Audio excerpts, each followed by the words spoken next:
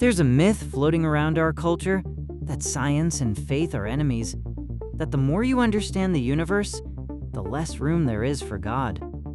But here's something that might surprise you. Some of the greatest scientific minds in history, men who mapped the human genome, who taught mathematics at Oxford, who literally gave us the Big Bang Theory, were devout believers, not despite their science, because of it.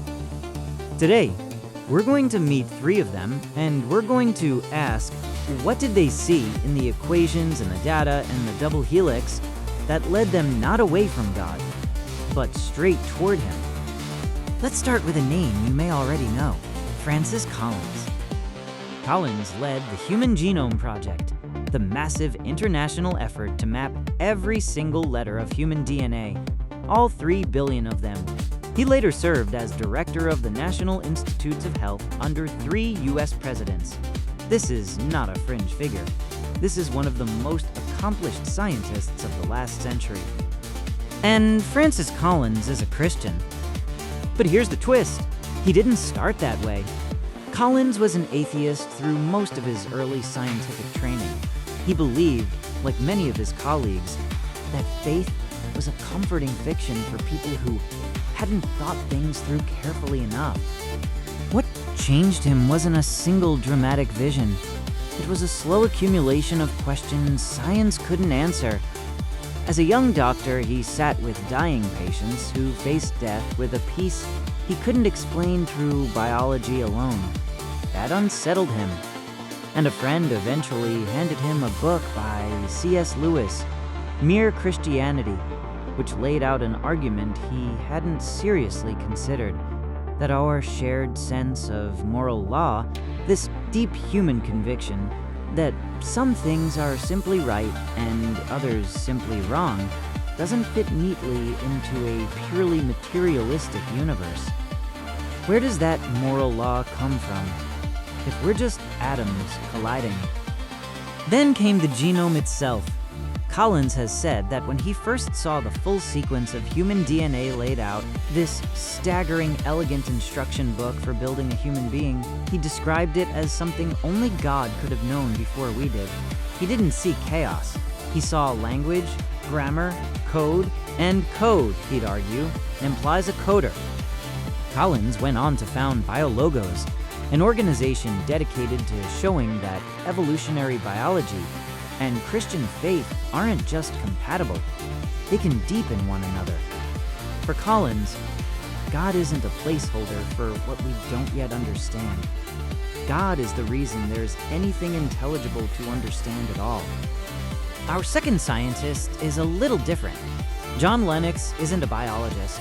He's a mathematician, formerly of the University of Oxford, and he's spent decades doing something unusual, standing on public stages, debating the world's most famous atheists, including Richard Dawkins and the late Christopher Hitchens. Lennox's argument is elegantly simple, and it starts with a question he loves to ask. Why does science work at all? Think about that for a second. Why is it that the universe is written in mathematics? Why can a scientist sit in a room, scribble equations on a chalkboard, and predict accurately how a distant galaxy will behave, or how a particle will move? There is no logical necessity for the universe to be rational, orderly, and mathematically describable. It simply could have been chaos, but it isn't. Lennox points out that many of the founders of modern science, Kepler, Newton, Galileo, Maxwell, believed the universe was orderly precisely because they believed it was made by a rational mind. They weren't doing science despite their faith. Their faith is part of what gave them the confidence that nature would follow consistent, discoverable laws in the first place. Lennox often says that atheism asks us to believe the universe created itself, that life arose from non-life by chance, and that human reason itself, the very reasoning we use to evaluate these theories, is just a chemical accident. And he asks, if your brain is only the product of unguided, purposeless processes, why would you trust it to tell you the truth about anything, including atheism itself? For Lennox, faith in God isn't the opposite of rigorous thought. It's what makes rigorous thought make sense in the first place. Our final scientist might be the most surprising of all, because he wasn't just a believer who happened to be a scientist. He was an ordained Catholic priest and one of the most important physicists of the 20th century. Georges Lemaître was a Belgian priest and astronomer who, in the late 1920s, proposed something radical, that the universe is expanding, and that if you ran the expansion backward, you'd arrive at a single point, a moment when all matter, space, and time itself burst into existence from what he called the primeval atom. Today we call it the Big Bang. At the time, this was controversial, and not for religious reasons, but scientific ones.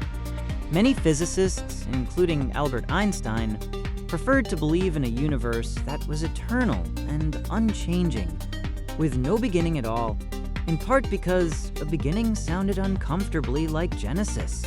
Einstein reportedly told Lemaître, "Your math is correct, but your physics is atrocious." Not because the numbers were wrong, but because the implications made him uneasy. But Lemaître was rigorous. He didn't try to prove Genesis.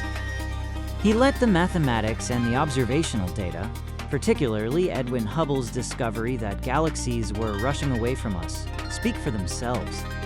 And when Pope Pius XII later suggested that the Big Bang theory offered scientific proof of the biblical creation account, it was Lemaître himself who pushed back. He insisted that his theory was physics, not theology, and warned against mixing the two carelessly. That's what makes Lemaître so remarkable. He held both truths with integrity, the truth of rigorous science and the truth of deep faith, without collapsing one into the other. For him, cosmology told you how the universe unfolded. Faith told you why there is a universe and a creator at all. Two different questions, two different languages, one reality. So what do Collins, Lennox, and Lemaître actually have in common? None of them use faith to paper over gaps in scientific knowledge. None of them are hiding from evidence. In every case, it was the deeper they went into their science, into genetics, into mathematics, into the origin of the cosmos, that faith became not harder to hold, but easier. They looked at a moral law written on the human heart, a mathematical order too consistent to be an accident, and a universe with an actual beginning, and they heard, in all of it, something closer to a voice than to silence. Maybe that's the real lesson here. Science and faith were never meant to be enemies fighting over the same territory. Science asks how, faith asks why. And when you let both questions be asked honestly, you might find, like these three brilliant minds did, that they were pointing at the same truth all along. Thanks for watching. If this encouraged your faith today, consider subscribing, and I'll see you in the next one.